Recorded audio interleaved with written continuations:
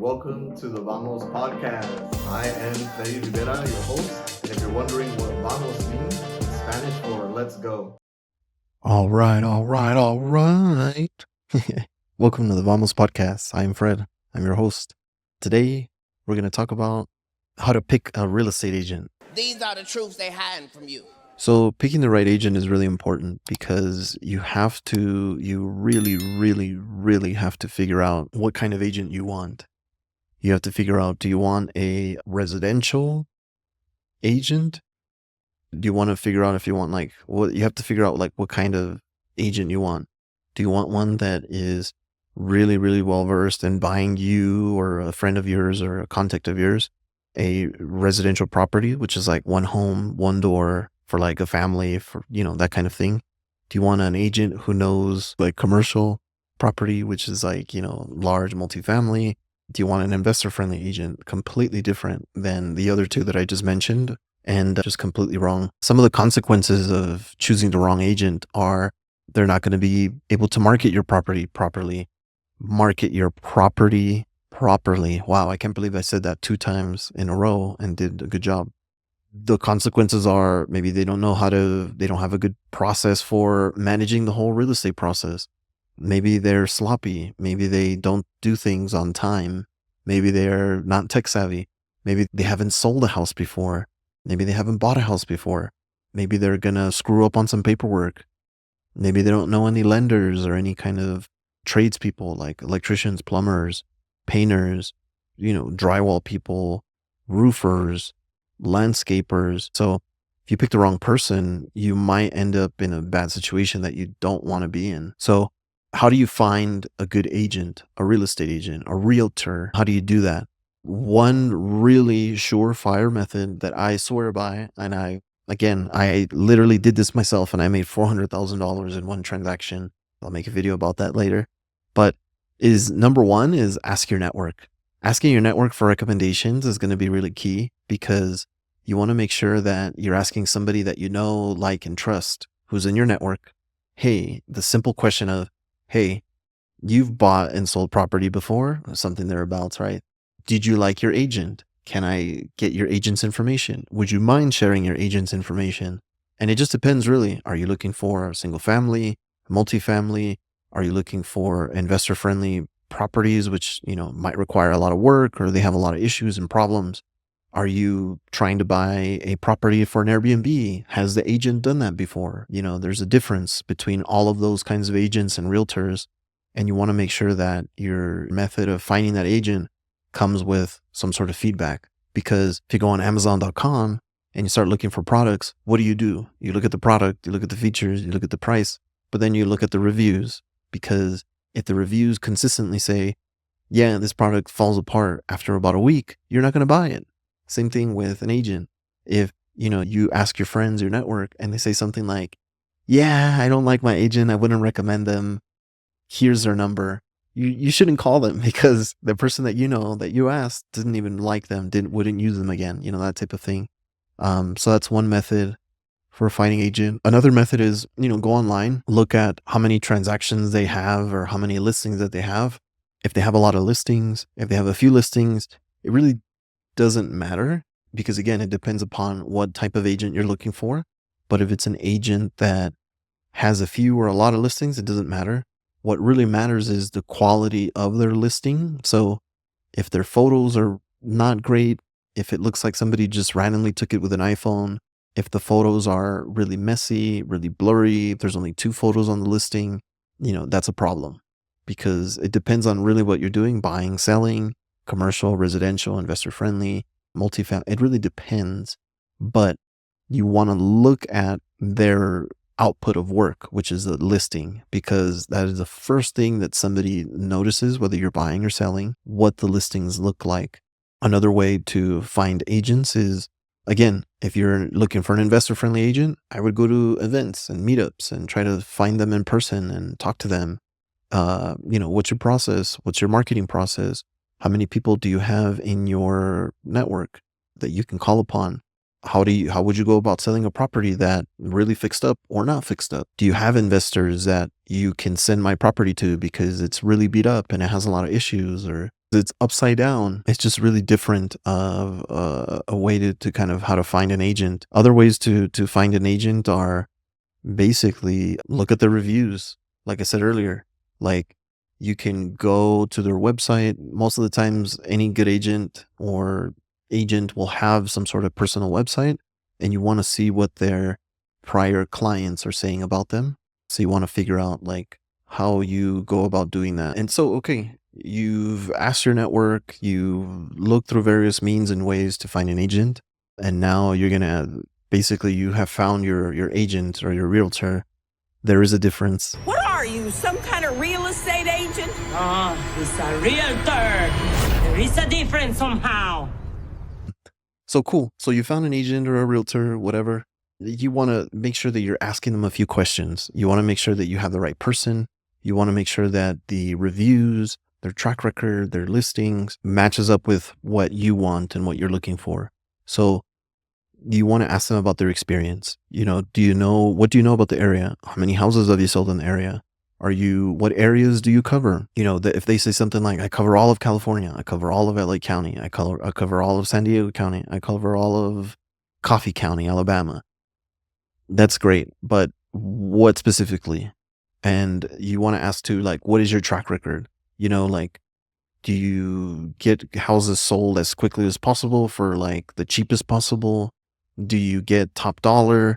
Are you able to help out with the house itself? Not like with your bare hands or anything like that, but just, do you have any vendors that you can kind of share with me? Have you had any transactions fall through? What do you do if that were to happen, right? So you want to ask about their experience in the industry, experience in the neighborhood, what their track record is with their buyers and sellers, whatever kind of agent they are, which is there's a buyer's agents, there's seller's agents. And you want to see how familiar they are with the neighborhood. If they just started in the neighborhood, but they've been selling houses for forever, like what was the reason for the shift and the change? Why are you in this neighborhood now versus somewhere else? Just you want to kind of flesh that out. You want to ask about their process and approach. So process being, okay, great. If I sign the listing with you, what's the next steps? How are you going to market my property? How are you going to get it out there in front of people? What kind of timeline are we talking about? Here's all the things that I need to do to the property. What did I do to my last property? I needed to do some exterior paint. I needed to do a lot of interior paint. I needed to touch up the kitchen cabinetry. I needed to glaze the tile on the bathrooms, which I did not end up doing. I needed to do like a termite inspection. What does that mean for your process? Like, once I get all this done, it's going to get done in 2 weeks. What does that mean for your process? Like, when can I tag you in to start your process? Oh, okay, great. My realtor, my agent, he told me, like, great. Once you get all that done, we'll get the termite inspection going. Once the termite inspection is done, because you want to get it to market so quickly, then what we're going to do is I'll bring my photographer. We'll take the photos of the front so we can show that the driveway is a 2-car garage, and then of the house. We'll post that in a coming soon post on MLS, and then we'll have the open house, and I will market it out to X and X websites. I'll send it out to my buyers list. I'll do some reverse searches on MLS so that I can look at who is looking for houses like this. And I will we'll have the open house.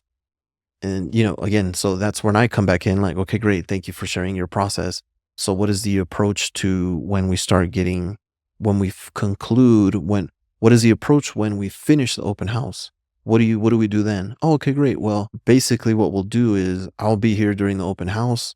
I will talk to everybody. I'll collect feelers. I'll answer their questions or whatever. And based off of my familiarity with the market, with the neighborhood, we'll have the open house Saturday, Sunday. We'll get an offer starting probably Monday, Tuesday. You and I and the other owners will sit down and we'll talk about the property on Wednesday, Thursday, depending on when we get offers. We'll pick out the top 2 offers. We'll, whatever it is, top 2, top 3, top 4, whatever. And then we'll create a counter offer with your highest and best to the buyers. And basically after that, whatever we accept, we'll enter into escrow. And, I have an escrow company that I like using. I have a title company that I like to use, etc. And basically that would be my approach.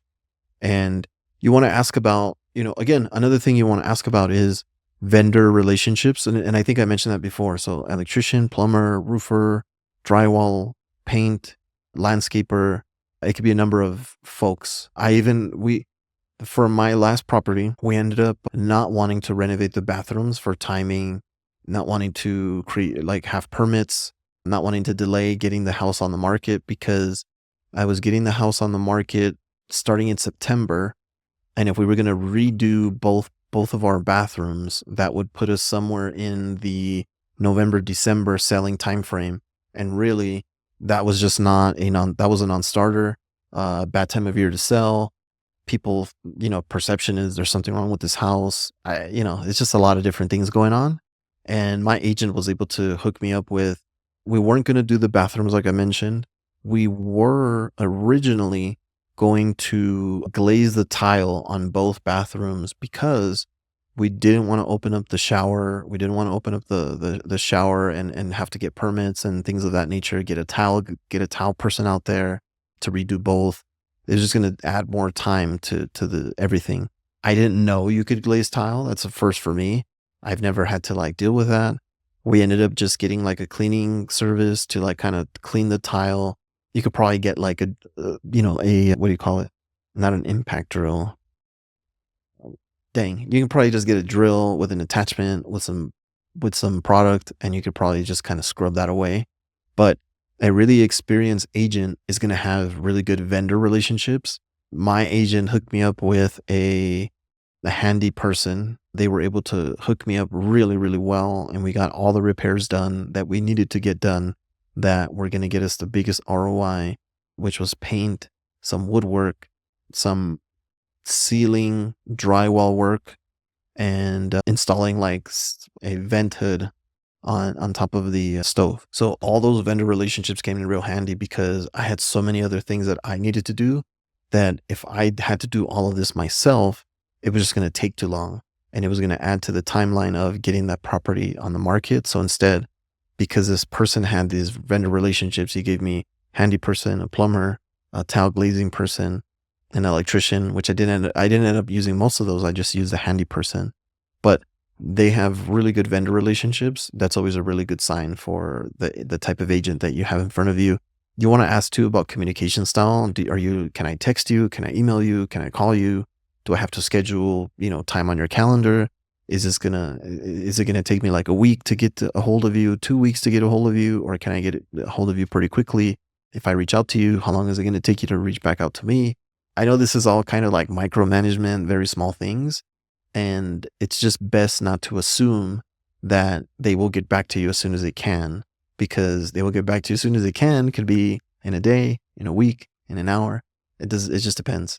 So you want to make sure that they're reachable, that you can get on the phone with them, text them, to whatever kind of style that you want. If you don't mind waiting a week to get a reply on something, by all means, use that agent or realtor. And again, I want to revisit the understanding the local market, because understanding the local market is very, very important, especially when you're requesting and analyzing comparables, or a lot of times they're called comps. But the reason that you want to have an agent who really knows comps, is because if they're comping the property, if they're comparing the property, but you're going to hear comps, comping.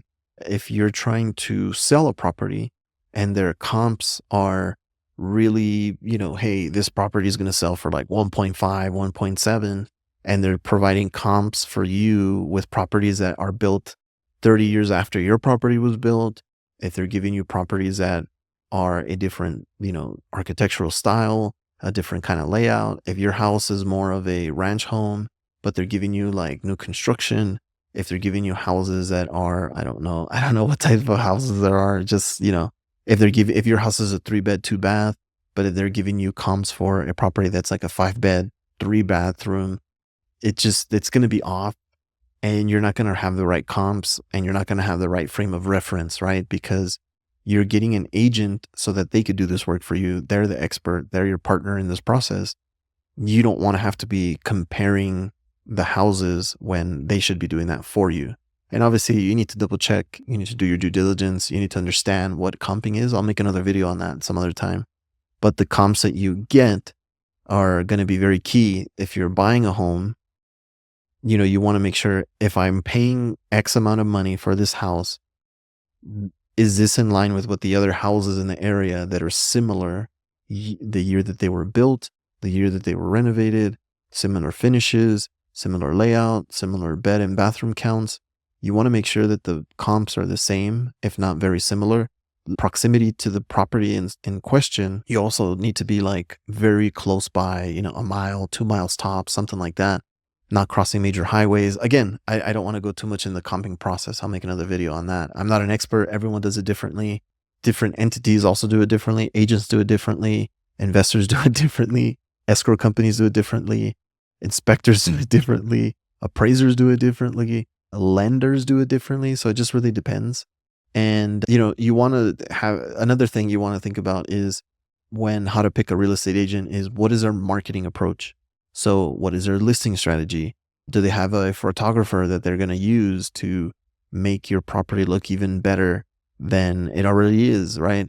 And because you're looking at something online, you don't want to look at a listing that is just, there's stuff everywhere. It wasn't tidied up. It wasn't staged very well. You use an iPhone that's like the iPhone 4 or something, or like a BlackBerry or whatever from like the 2000s. You want to make sure that the visual presentation of your property is really, really done well, so that you get more buyers, more sellers, whatever it is you're trying to do. And again, because you asked them, you looked at their prior listings, that type of thing, you want to see what type of property description they're having. What do they highlight? Are they making it the property enticing? Are they getting like the right things in there? Whether it's school districts, finishes, appliances, smart home appliances, hey, this is a great open concept.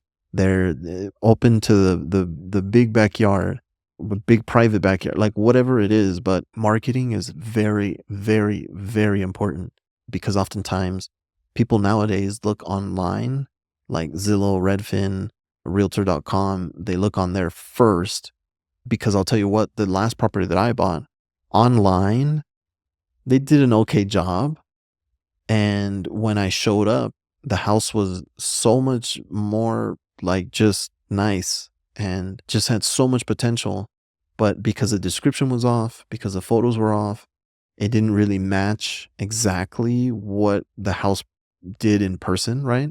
So that's why I'm saying, like, photography is very important. Marketing, product description, property description, what you're highlighting is very, very important. And then marketing also entails the open house. Like, how do you approach an open house? One of my favorite questions that I like to ask agents and realtors is, if I were to walk into the property, what is the first thing that you ask them? If an agent's asking them something like, oh, you're here for the house today? Like, yes. But, if you're asking something different, like, how did you find us? Was it the signs or was it online? That's a much better like entry into a conversation where you can have a dialogue versus like, yes, I'm here to look at the house. That's why you have an open house. That's why I'm here. Like, it's just kind of, and it doesn't really lend itself to conversation. So another thing that you want to ask and talk about with an agent is, what is their process for collecting the offers? Like, how are we going to do this? Are you going to just get the first offer, take it, and then like, let's accept it? Or are you going to ask for all offers to be sent in by a certain time, by a certain date?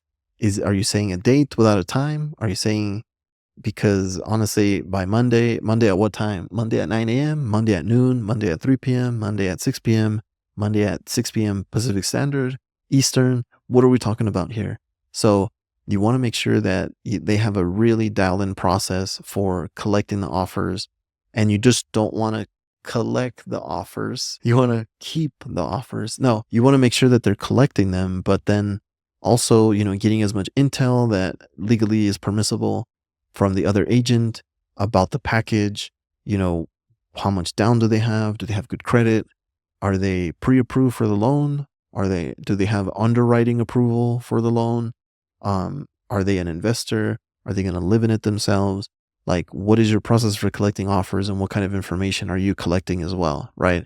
The negotiation strategy, like, okay, great. You're going to collect offers on Monday at 5 p.m. Pacific Standard, we're going to cut it off. What are we going to do? Like, are we going to ask them for their highest and best? Are you and I going to go over the offers themselves and the pros and cons of them? Like, what are we going to do? And how are we going to negotiate? And what do you think is going to happen? And what can we do to give ourselves some room to ask for more, or in case we need something in our back pocket? For example, on my last property, we sold it. In the listing, we said washer and dryer sold separately. We also included stuff like smart home devices throughout the home sold separately, right? So we use both of those for negotiation strategies of, hey, you might want something in the future, but we're including something and we're going to ask for more. We're going to ask for your highest and best. Highest and best means give us your highest offer, your best offer. So that's what it means. And how do you handle contingencies, right? Do you allow somebody to say, hey, I want a 90-day inspection period for this single family home? I'm sorry, that's just not, I laugh at, I don't know. I remember I had somebody one time make me an offer on one of my properties, and that's what they put. And I was just like, you are in a different plane of existence or something like that. But I digress. But, how do we handle contingencies? Because that's something very, very important, especially to me and in my experience. Like, okay, great. You want your inspection? No problem. Your inspection period within 10 days, 12 days, 13 days, 14 days, 19 days, 91 days, whatever it is. Like, are you going to have, I once had a contingency placed for an offer on my property that was basically like, we're making this offer. It's a really good offer, but it's contingent upon the interest rate being at 6.5%. And it was not at 6.5% at the time. And it wasn't the best offer. It wasn't the highest offer. It was a great offer. But because they had that contingency, it was basically like not really an offer because it was contingent upon that interest rate being met. And it wasn't even that interest rate being met for like the Fed. It was that they could qualify for that interest rate themselves as a couple. And I don't know your credit history. I don't know how you came upon that number. I don't want to accept an offer, get into escrow on something that is so uncertain for me that, are you going to entertain that? Are you going to know that like, hey, that's not the right thing to do here? Or we're putting ourselves out there in a position that is not advantageous to ourselves, and we might end up falling out of escrow and wasting time, right? So another thing you want to ask for also is the commission structure. What is your commission structure? Do you want 10%? Do you want 2%? Do you want 2.5%? Like, what's your commission structure, right? So you just want to make sure that that's spelled out, that's going to be in the contract, but you want to make sure that you're asking that ahead of time. Again, if you're buying and selling a property, it just really depends upon you and what you're doing and how you want to go about things. But in my estimation, I would avoid newly licensed agents because they're not going to have all the vendors that we talked about. They're not going to have lenders that they can call upon. They're not going to know the nuances of contracts. They might be looking at the contract that you're signing and they don't know what it is, or they might not be able to tell you like, don't worry about that. Or, hey, we can do this now and we can always, add an addendum and et cetera and so forth. So my experience, like, just if you have a sibling, a friend, a family friend, somebody down the street that just got their license, like, I wouldn't do it. I would not do it, but that's me. And that's what I'm recommending to you. And just make sure that you're doing the due diligence that you need to be doing, and make sure that you're looking for an agent with really good reviews, really good track record, really good industry knowledge, really good neighborhood knowledge. Somebody who has a lot of vendor contacts in the neighborhood or the surrounding area is usually a good sign of somebody that you want to work with. You want to make sure that you're choosing the right type of agent for the type of property that you're trying to buy: commercial, residential, investor friendly, whatever it is. You want to make sure that you're doing your due diligence and asking the right questions of the agents. You want to make sure that they have a really, really, really good marketing approach. They know how to manage the various offers. And you just want to make sure that at the end of the day, an agent is going to be, they're not your business partner in the transaction and the buying or the selling of the property, but they basically kind of are. And that's how I like to kind of approach things. I like to approach things where they're kind of my business partner. They're not, they are kind of, because they have a commission. They don't get a commission. They don't get paid until you sell or buy the house, right? Hence why I kind of like treat them that way. And I ask a lot of them. I ask a lot of questions of them. But once you find a good one, just keep on using them over and over if it makes sense and if you had a good experience.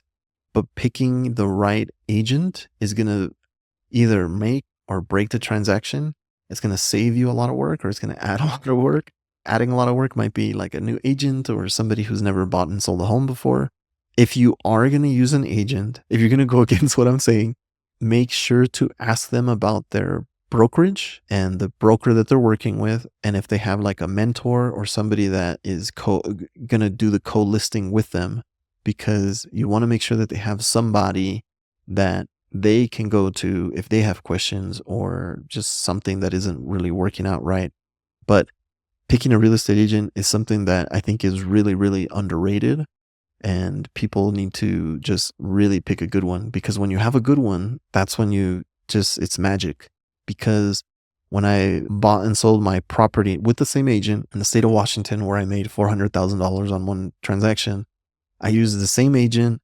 I bought the home in a day. I sold the home in a day. I'll make another video about that, but it was really awesome. And I hope that this helps you to either buy or sell your next property. And I hope you pick a really good agent because you deserve it so you could do your thing. And thanks for tuning in.